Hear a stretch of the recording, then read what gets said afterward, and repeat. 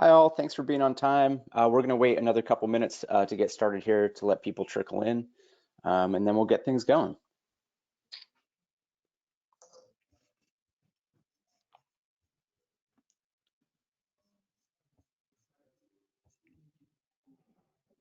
I feel like as soon as we say that, I immediately start a countdown in my head. I'm like, okay, how many minutes am I actually going to wait? We really got to get the theme music. Original, royalty-free, like, I don't know, Pete, you play bass. I've got an old guitar around here somewhere. Yeah, nobody wants to hear my original royalty-free music as the whole music for this webinar. I can guarantee you. I've always felt like I had a calling as a jingle writer, so we can take that one offline and follow up on Yeah, it. Josh, we'll follow up. That'll be the artifact of this webinar now, is that we'll have an official jingle. And there you go. We can play an R&D tax credit jingle as the official hold music for all of our webinars through tax season.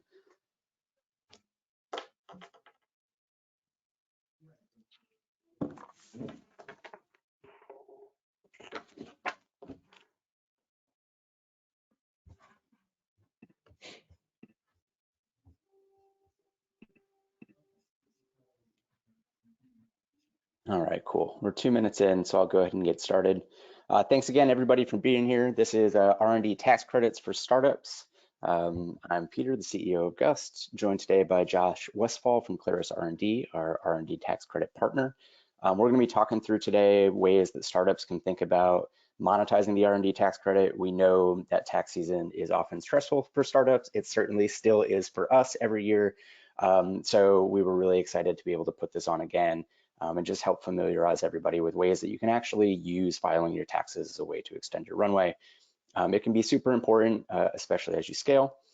We will be recording this and we will send it out afterwards, along with kind of a one-pager that recaps everything that we go through today. If you do have any questions, please feel free to put them in the question section. If they are relevant, I'll stop Josh and get him to answer in line. Otherwise, we should have about 15 minutes for Q&A at the end of the session. So with that, I will pass it off to you, Josh. Thanks for being here today. Absolutely, thanks for having me. I'm certainly excited to run through this and provide some background and some more information about the research and development tax credit. And we'll get right into it here. So just to kind of briefly, obviously, Peter just introduced himself, Ryan just introduced himself, and I'm Josh Westfall with Clarus R&D, account executive over here. Just a brief agenda on what we're going to cover. So first we'll touch on, what is the R&D tax credit, give you a brief introduction to it, go through qualifying questions, how does work qualify, and then most importantly, we'll touch on how's it calculated, how do you claim it. We'll touch on who Clarus is, why you should work with Clarus, and then finally at the end, I know we just kind of wanted to touch on the employer retention tax credit. I know it's a big hot button topic right now out there in the industry. So I just want to give you some brief background information about that, and then any follow-up questions, we can kind of take offline after this webinar. So what is the Federal Research and Development Tax Credit? So this is actually an incentive that's been around since 1981, and it was first introduced as a way to encourage innovation by U.S. companies using U.S. workers. As all of you know, when you're starting your entrepreneurship journeys, innovation is expensive. It costs a lot of money. It's very risky to kind of build something new that maybe has never been used in the marketplace before. So the government has kind of introduced this tax break that's intended to offset some of that cost and some of that financial burden. Obviously, new innovation leads to growth of domestic jobs, and so they want to incentivize companies for having US-based labor building out this innovation. However, since its inception, it's really only been available as an income tax credit, which is obviously not very inclusive to companies who are heavy on venture capital or operating as bootstrapping. And so since 2015, there's been some changes that has made it much more appropriate for early stage companies and startups to start claiming this credit. So what changed? Well, the PATH Act was passed in 2015, and it did a few things that affected this credit. First and foremost, it permanently extended this credit. So it's always going to be in the tax law. It's now a permanent year-over-year incentive that you can claim based on your work done on innovation in the tax consideration. The second thing it did was it really clarified the idea that software development activities align with the IRS's definition of research and development activities. It's no longer gray area. It's written into the code that if you're developing software, you are doing R&D activities. And finally, the biggest change here is that it allowed early stage companies to use this credit to offset a portion of their payroll tax liability. So now there's a much faster path to monetization, and whereas, as I mentioned earlier, you could only use it against your income tax liability, and that wasn't very useful for early stage companies. So the impact here is that it's created huge new opportunities for early stage companies to offset a portion of their payroll tax liability to monetize this credit much quicker. It's also now here to stay since it's permanently written into the code. Generally, this results in about 10% of qualified investment on new innovation, and there's also some state incentives that might apply depending on the state in which your employees are working. This can be claimed every single year for new improvements or new development that are done in that tax year in consideration. And most importantly here, it's an access to a new form of non-dilutive capital that has never existed before 2015 for early stage companies. So obviously everyone's asking, well, what is a qualified startup? What is an early stage company? How do I qualify for the payroll tax credit?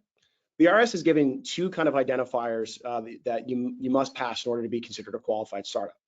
One is that you must have less than $5 million in gross receipts in the tax year in consideration, and you must have zero gross receipts within the last or prior to 5 tax years ago. So in the instance of 2021 tax year, must have zero gross receipts prior to 2017. Very important to note here is that when you do kind of outgrow your qualified startup status, or at any point in time in those 5 years, if you're still considered a qualified startup, this is still a credit available as an income tax credit. These two qualifiers just give you the option to elect to claim this against your payroll tax liability instead in the instance that you don't have an income tax credit or income tax liability. So then obviously the next biggest question is, well, what kind of work qualifies? The IRS has laid out a 4-part test to determine if work qualifies for the research and development tax credit.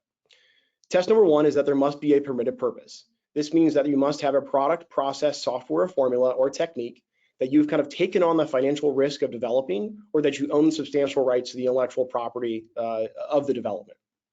All the work going into building new things within that product, process, software, formula, as well as all the work that goes into adding new things on top of an existing business component are going to qualify here. So as long as you're continuing to increase the functionality, the performance, the reliability or quality of that product, all of that work's going to qualify. The next test here, number 2 here, is that there must be an elimination of uncertainty. So, when you first set out to develop this new software or product or process, there was some uncertainty in the design, the methodology, the appropriateness of the business component design.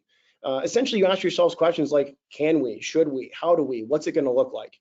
And in doing so, you kind of had some of that uncertainty that you were going through to eliminate. And then step 3 here is that there was a process of experimentation, meaning that you tried new things along the way. Maybe you had some failures, maybe some A/B testing, agile software development, trial and error. As long as we can point to some kind of iterative process of experimentation within that R&D lifecycle, we can say yes on number 3 here. And then last but certainly not least, the 4th part is that it must be technological in nature, which means it must just rely on one of the 4 sciences the IRS has identified: physical, biological, engineering, and as we mentioned at the front end with software development, computer science qualifies here as well. So if our work is qualified, well, how does it monetize, or how does it be calculated into a credit? The way that the credit is calculated is first we must establish your qualified research expenditures, or how much we spend on R&D activity in the tax year consideration. These QREs are going to be made up of 3 buckets: wages to W-2 employees, spend on 1099 contractors or outside consulting firms, and then supplies that are consumed in the course of development. When we look at wages, we're going to be looking at box 1 W-2 wages of your employees who are based in the United States, working on either directly or indirectly working on new development with your business component. Now, this is going to be, in the case of software development, any software engineers, software developers who are kind of hands-on working in that product, obviously we can qualify their time. But we can also consider indirect spend to supervisors or anybody who's ancillary, working as kind of a supervisor, direct, or even just kind of sitting in on product roadmapping meetings or project discussion meetings. As long as we say some portion of that employee's time is spent dedicated on new development activities, we can take that portion of that employee's wages towards the wages bucket here. The second piece here is going to be contracting. So any spend on US-based, and the service does identify it must be feet in soil in the United States, any dollars spent on US-based contractors or consulting firms can be included in the calculation here at 65%. And that's just a haircut rule the IRS has given since you don't owe tax liability on some of those costs. And then finally, the third bucket is going to be supplies that are consumed in the course of development, non-depreciable, tangible personal property used in development activities. So this isn't going to be things that are depreciable assets or overhead or hardware. An easy way to think about this is, if we can't continue to use it after we've kind of consumed it in the course of R&D, it's considered a supply here in this category. The way this has since been also interpreted for software development activities is a lot of your DevOps tools, cloud data storage, some of those GitHub repositories, things that your development team is using to communicate or complete the work that's necessary specifically for the development cost. So what happens is we add up the three of these buckets, wages, contracting, and supplies.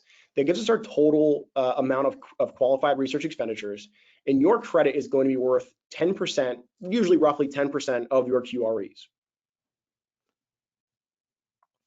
Now, as I mentioned earlier, the way that this credit works is to be used against some portion of your payroll tax liability. So where Clarus comes into play here is we work with you every step of the way to make sure that while we're claiming this credit, we're keeping you compliant with IRS's guidelines, and we're streamlining that study process. So this always starts with a kickoff call with our team. We have a team of experts who are on staff, CPAs and accountants who live and breathe the R&D tax credit. This is all that we do.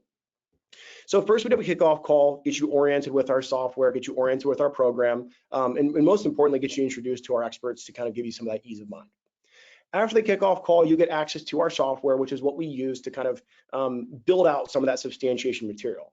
When we're doing R&D tax credits, there's really two things that are most important in that process. One is obviously the calculation.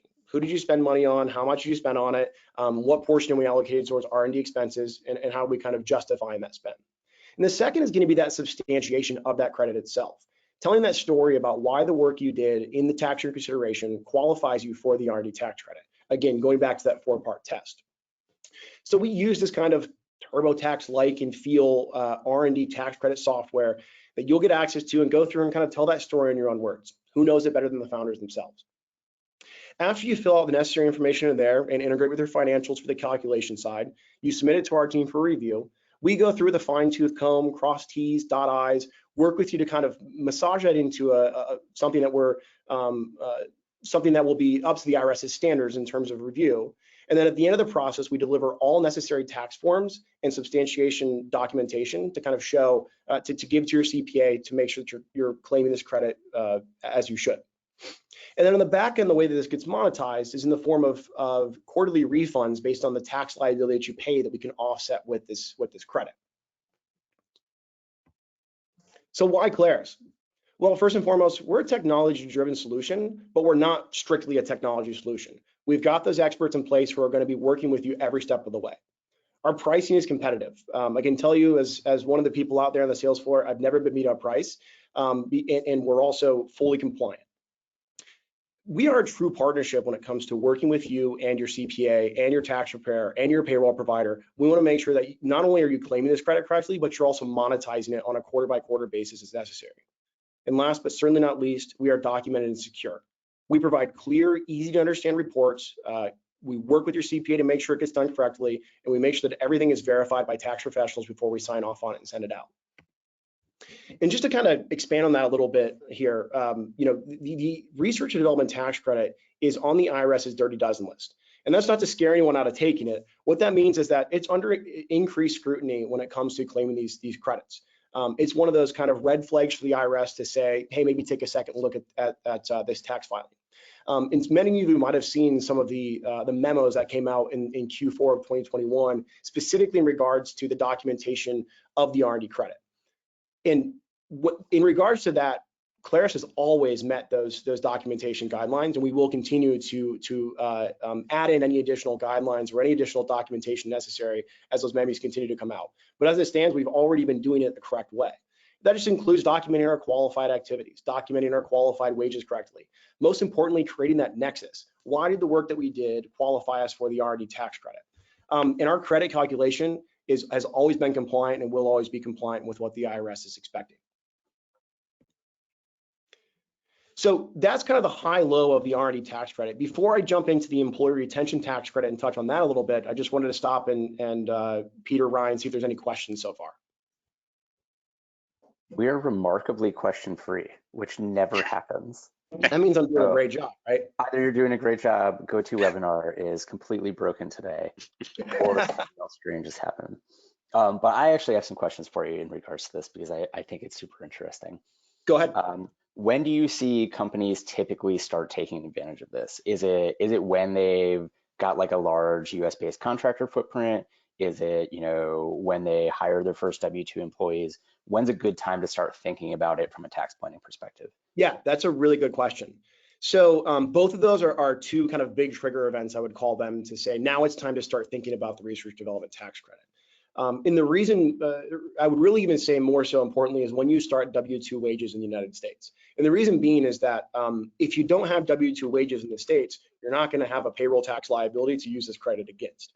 So once you start having W-2 wages, that means you're also going to have, you're also going to have payroll tax liability that you can use this credit to offset. So, let's say that you are a heavy contractor-based company and you're always going to be a heavy contractor-based company. You don't really ever envision a time when you will have payroll tax or W-2 payroll. Then, this credit may never be something that you start implementing. But once you kind of trigger that W-2 and you start having those payroll tax liabilities, that's when this credit becomes something that you definitely want to start looking into. Okay, cool. So theoretically, if I'm a multi-founder company and early stages, heavy contractor footprint, and then we finally hit that Series A and we're like, okay, now we're finally going to start paying ourselves some salaries, then maybe I can start thinking about it as soon as I've got that payroll tax liability actually coming up. And all right, one question from us, and we've got now a few from the audience. Ed Ricci asks, you said something about offset between R&D filing and normal tax deductions. I think this is just clarity around payroll tax versus income tax. Can you just restate how it works and how it offsets both of those?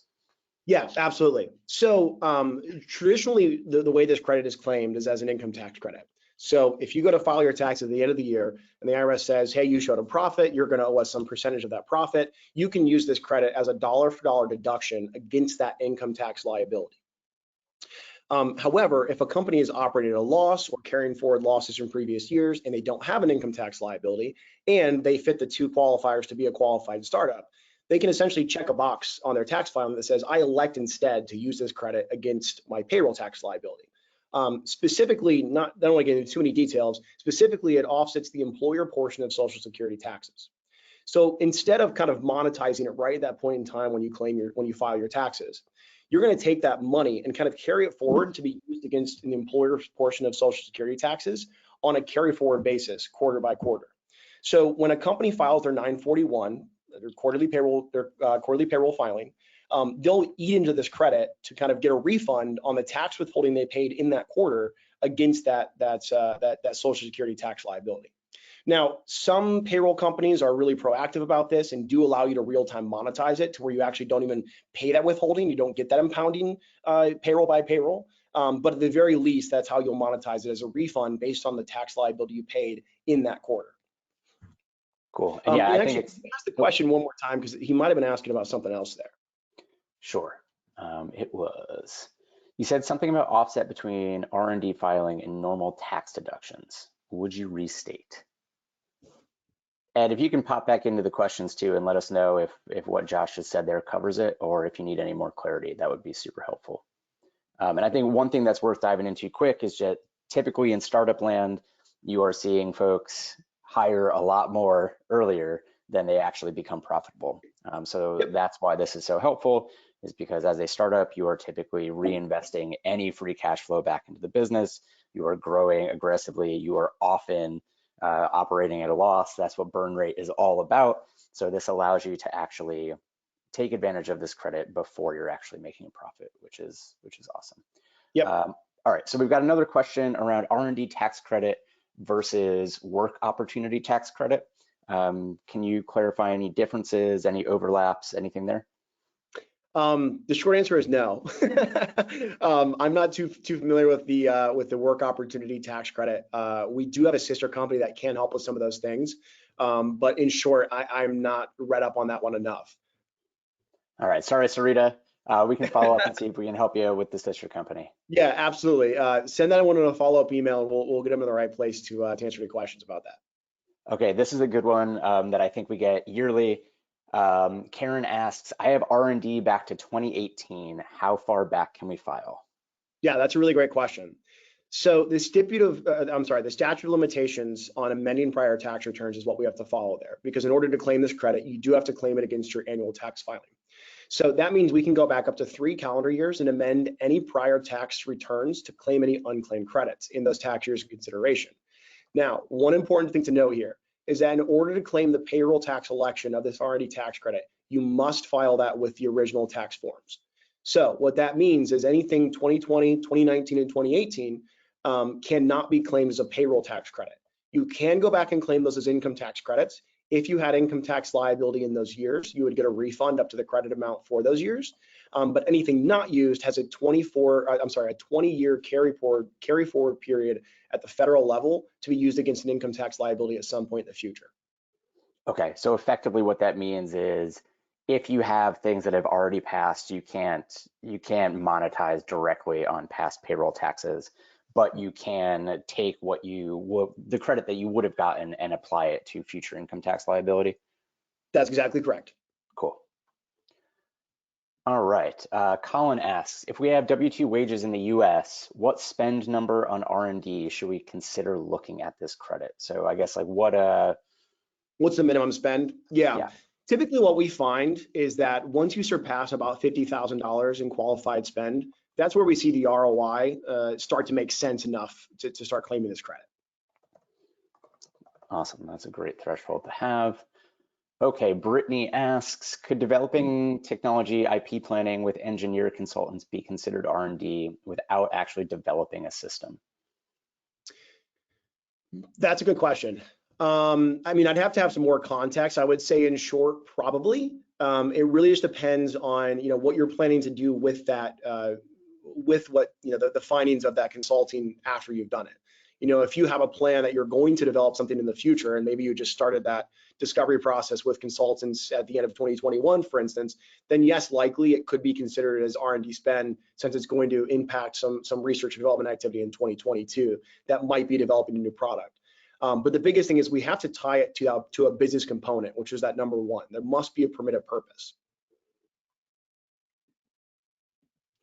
All right. And I can expand on that if you think that wasn't a good enough answer. No, I think that's good. It's research and development, right? So it's both parts of the process, but the key is that the research has to be able to be tied to the actual business purpose of the company. Exactly. Yep. Okay. All right, this is an interesting one. Contractor agencies based in the US that also employ overseas nearshore developers as part of their team. Do you have experience calculating that? What's a good way to think about it? Yep, that's a really good question, and we get this a lot, obviously, because there's so many consulting shops who are based out of New York, for instance, that they hire their developers offshore and nearshore.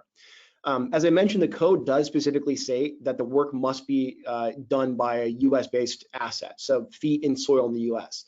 So when we run into situations like this, we do have to work with the consulting firm in question and understand, which of the assets that you use were based in the United States versus else. So just to kind of give you an example, we had one recently where somebody hired an outside consultant, paid a consulting firm $100,000 to do some work for them. 7 of the 10 people that kind of touched this project were based offshore, whereas 3 of them, typically like project managers and maybe one of the lead developers, was actually based in the United States.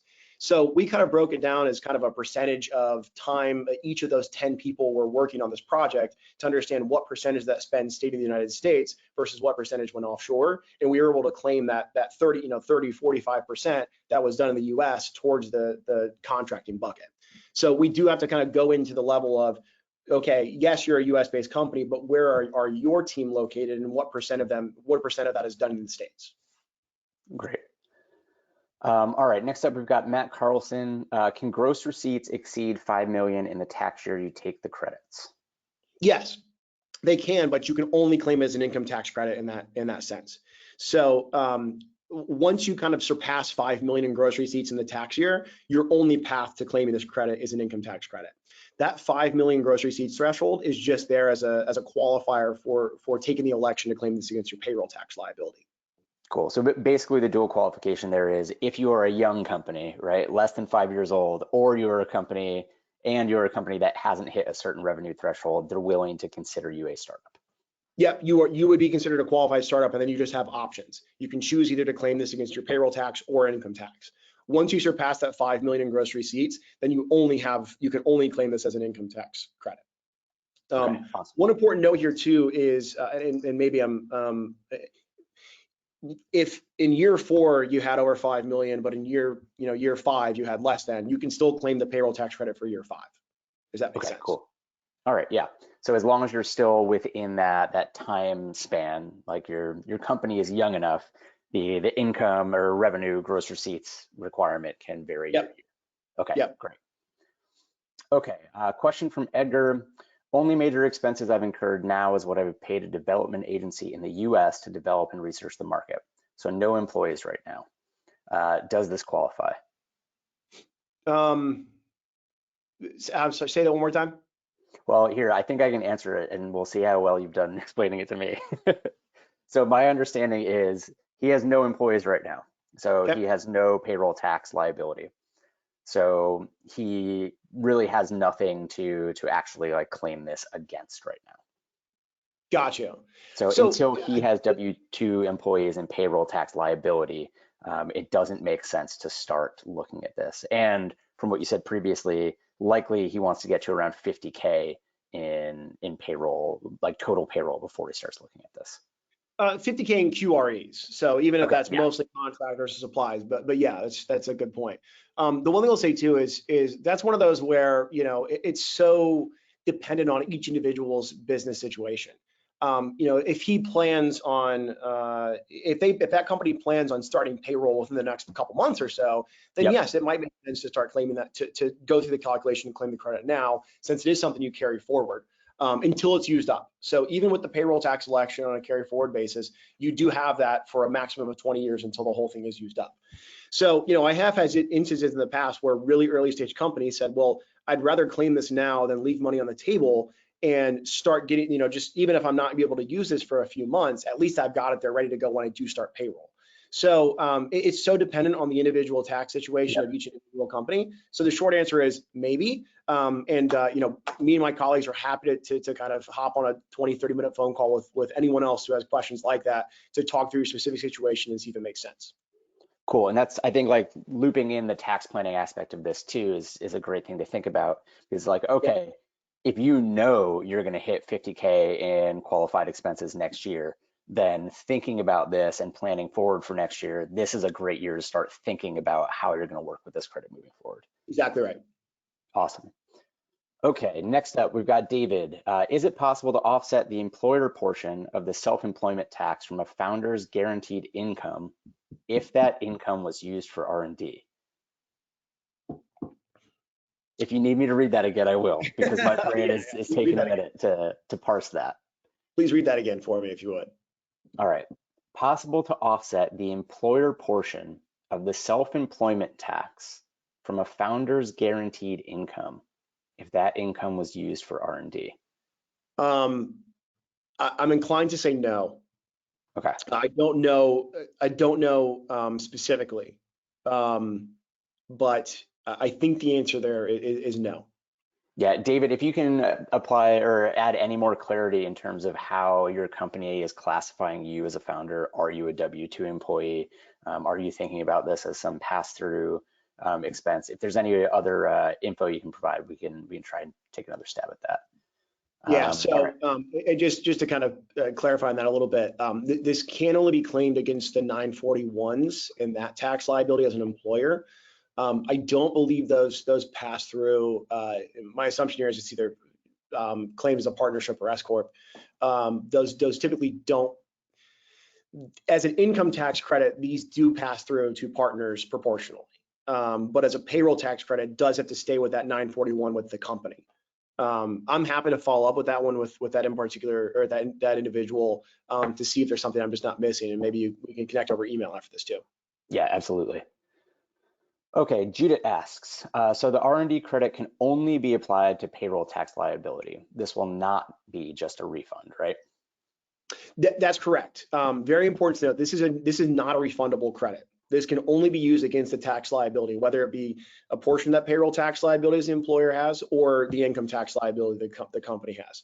And as I kind of mentioned, it could pass through to partners too, but that we'll touch on that in the next webinar series. This is not refundable in the sense of, like when you file your taxes and get a refund, or even the employer retention tax credit, which we'll touch on here in a second. This can only be used against the tax liability. I did mention that with the payroll tax election, one of the ways it can be monetized is as a refund against the tax liability you paid in that quarter when you file those 941s. So in that sense, it is kind of refundable, but it's refundable based on an amount that you paid in that quarter and that you were being impounded on tax liability in that quarter. Cool. Yeah, thanks for clarifying that. I think especially with R&D tax credit, how it's advertised in the market right now can make it seem very different than how it's actually monetizable, which is why it is very good to actually talk to somebody who is an expert and has an expert team. Okay, what happens if 80% of the salaries of the company are for R&D? This is from George. Yeah, that's a good question. So we're going to go at each individual that works for your company and understand what percentage of wages we can allocate towards R&D. That being said, if it's 80% or more, the IRS does actually let you round up to 100% of that employee's wages. So we can claim all of that individual employees. Typically what we find is as we go down the roster of the employees of an organization, software developers, software engineers, really maybe even PMs, anybody who lives and breathes with new development, we're usually able to claim about 100% of their wages. When we're going down to more like even C-suite, or anybody who's kind of a director or advisory role, it just varies based on where the company is in their life cycle, how old they are, what they're doing, and what are that person's general duties and general activities. The IRS does give us some guidelines, and this is supported by case law, that at the very bare minimum, we just need a best reasonable estimate of each employee's time. Obviously, the more tracking we have available, the more data we can use to back that up based on project management software or different things and ways that you're tracking their time. We will use that to help substantiate that. But at the very, very bare minimum, we just need a best reasonable estimate, and then we'll substantiate that with what they're doing in their day-to-day activities that we're saying they're claiming 30, 40, 50% of their wages towards the calculation. Awesome. All right, follow up from Ed about how Clarus bills. Yep, so we build a percentage-based fee associated with the size of credit, and I think I might have actually missed that. That fee is going to be 15%, pretty usually across the board. All right. Okay, Kurt asks, I am a founder but not taking payroll. Can I account for myself in payroll? That's a really good question. It does have to be tied to hard dollars. So those W-2 box one wages or exchanged as a contractor. I know a lot of early stage companies will just pay themselves as contractors until they kind of get to a position where they raise capital and start payroll. So it does have to be tied to hard dollars exchange. We can't do anything with equity in terms of the calculation. We can't do anything with kind of, well, here's what I would have paid myself if I billed myself hourly, things like that. It does have to be tied to exchange dollars exchanged.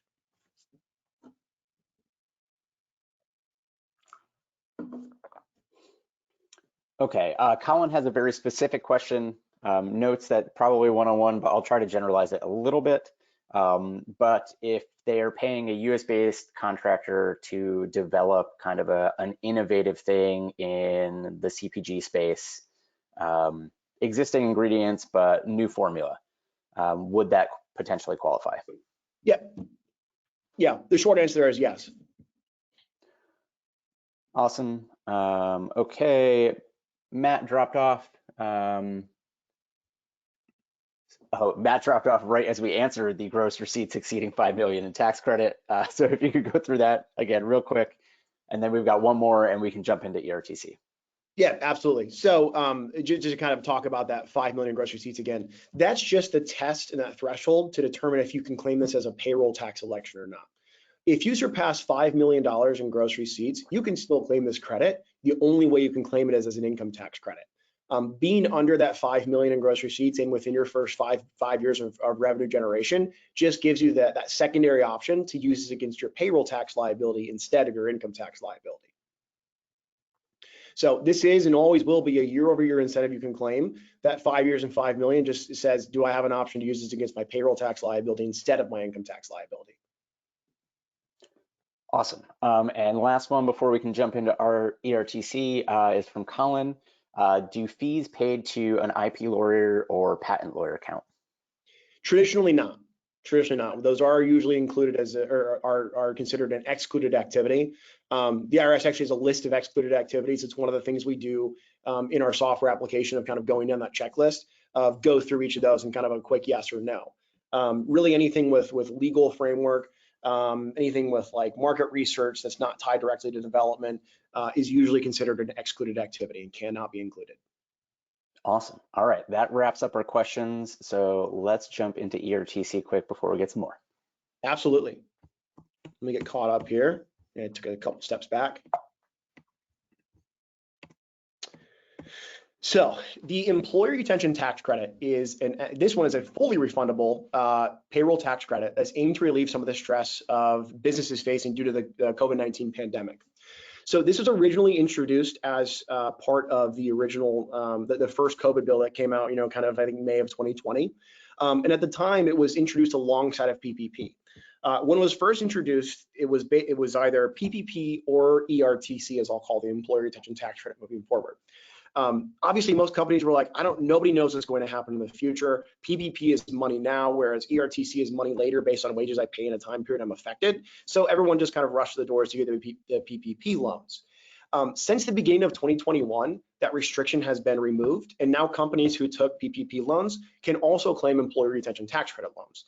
There's some complexities and intricacies we have to consider between both programs, but it doesn't wholly outright ban you from claiming an ERTC if you have taken PPP loans.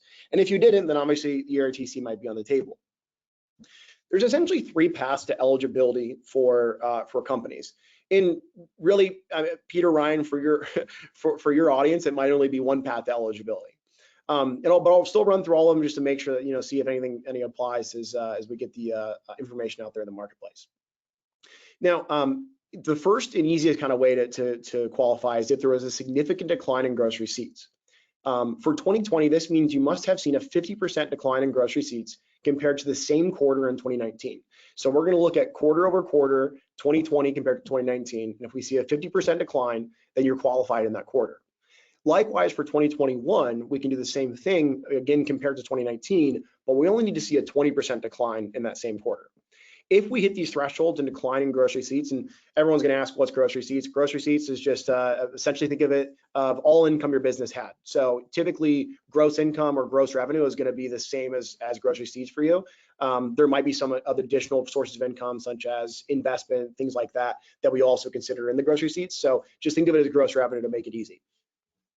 If you hit those thresholds of 50 or 20%, you are automatically qualified for that whole quarter.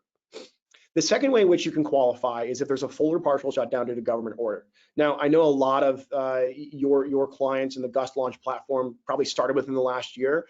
Typically, most government shutdowns were kind of lifted by that point in time, but it is still something we can certainly take a look at to see if any key vendors or suppliers were affected by this or anything like that might have had some kind of lasting implications with government orders or shutdowns.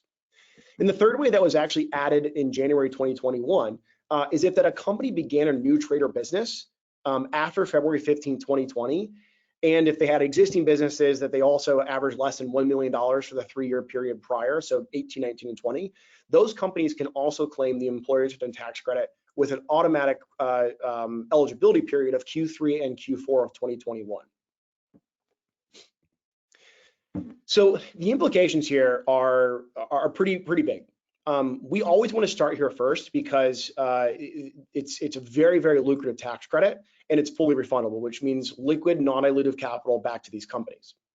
So just to kind of highlight how this works is that if you're eligible in 2020, this credit's worth up to $5,000 per employee in 2020. In 2021, it's actually worth up to $7,000 per employee per quarter. And then for those that are qualifying via the recovery startup, it is Q3 and Q4 of 2021 and is capped at $50,000 per quarter for those quarters. So for a total of $100,000. As I mentioned, this one is fully refundable. So Clarus helps you kind of go through the process, determine the size of the credit, determine your eligibility. And then at the end, we turn over all necessary tax forms, which are going to be your 941s or 941Xs at this point, to file and claim for this credit. And then from there, you kind of wait for some time until the IRS processes and sends you a check for that total amount back at the end of the process. All right, awesome. And that's pretty much it. I mean, there's obviously a little more complexities and things to consider with the ERTC, but just know that it is a program out there and everybody's talking about it. So we're here to answer any questions necessary. All right, great. If anybody has any additional questions involving the ERTC or anything else around the R&D tax credit, please feel free to drop them in the questions now. Josh, thank you. That was super succinct and data and insight rich. I feel like I learn something new about this every year, so it's great. Really appreciate you being here, and we'll see if we have any other questions. All right. Karen asks, do you refile or do we send the info to payroll service to file? That's a good question. Traditionally, what we do is have them send it directly to the IRS. These 941Xs traditionally, as what your payroll provider is going to have you do it also. Since we are after the fact and we are filing amended payroll tax returns, it's easier a lot of times and preferred just to send directly to the IRS to claim these credits. Awesome. And George that's specific asks, to the employee retention tax credit, just to. Okay.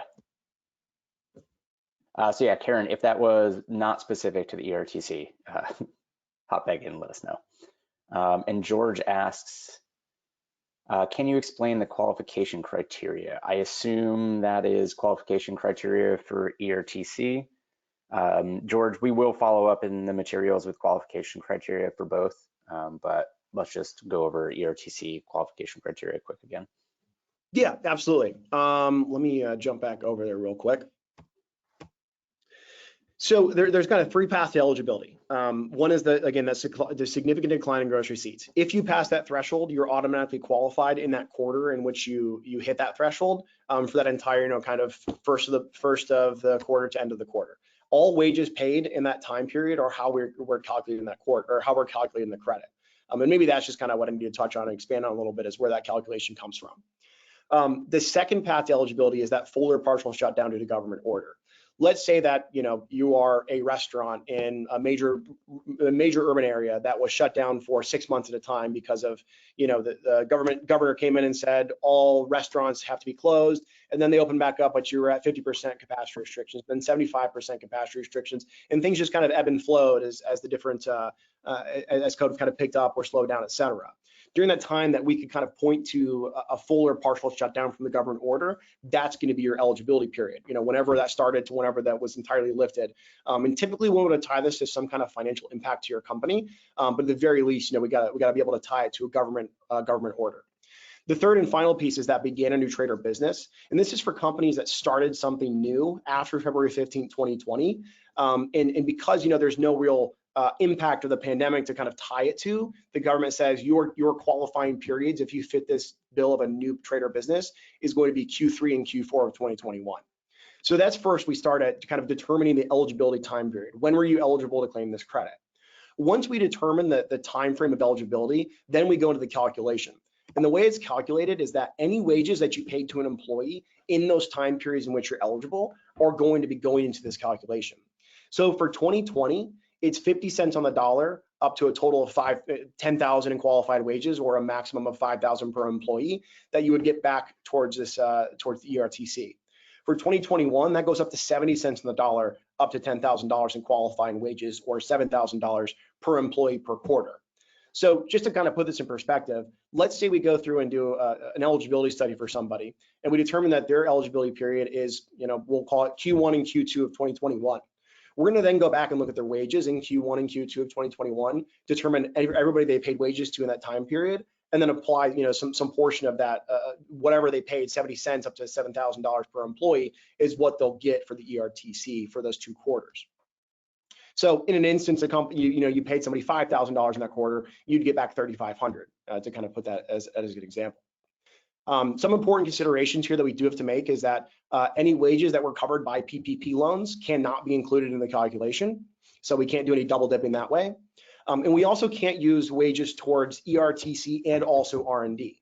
So again, we're talking 70 cents on the dollar for the ERTC and 10 cents on the dollar for R&D. So obviously we want to start at ERTC first to understand if there's any eligibility, because it's a much more lucrative tax credit. And then any leftover wages we don't use towards the ERTC, we can include in the R&D if they're kind of dual qualify.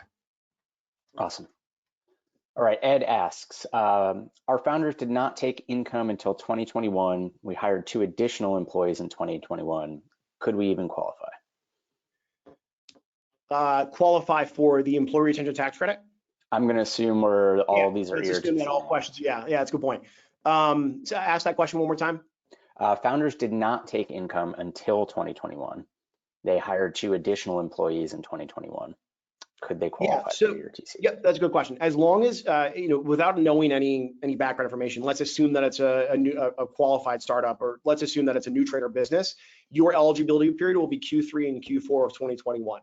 So any wages that you paid to employees in Q3 and Q4 of 2021, whether it be your founders or those 2 new employees, those would be able to go into the calculation for the employee retention tax credit.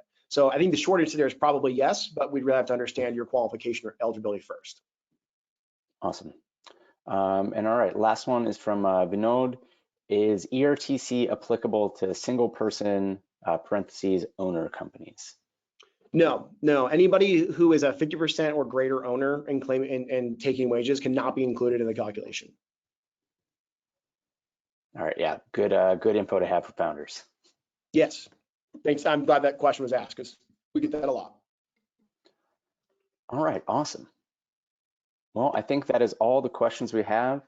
Unless anybody has any more, we will give you back 13 minutes of your day. We know you are all busy trying to start companies anyway. Josh, You're actually, so much. if you want to touch on how people can get connected with us, if they want to have scheduled meetings or have any follow-up calls or questions. Absolutely. So we will send out the recording of this along with a 1-pager summary. So we'll summarize some of the Q&A. We'll have links to the presentation and the video, as well as direct links to connect with the folks at Clarus R&D. If you log into your Gust Launch dashboard, that's launch.gust.com/login. You will also see an item in the What's Next section of your dashboard about the R&D tax credit. It will start to turn red as tax season approaches, and that will also have some information about how to reach out and get connected to the folks at Clarus R&D. Awesome. Well, thanks so much for everybody's time. Really appreciate it. Yeah, thanks for being here, Josh. Ryan, anything to add before we sign off here? You're muted, so. Nope, I know. Sorry, the too many mutes. I was mostly the silent partner throughout all this, but thank you very much, Josh. Thanks for running this, Pete. Have a great one, everyone. Awesome. Thanks all. Take care. Have a good one.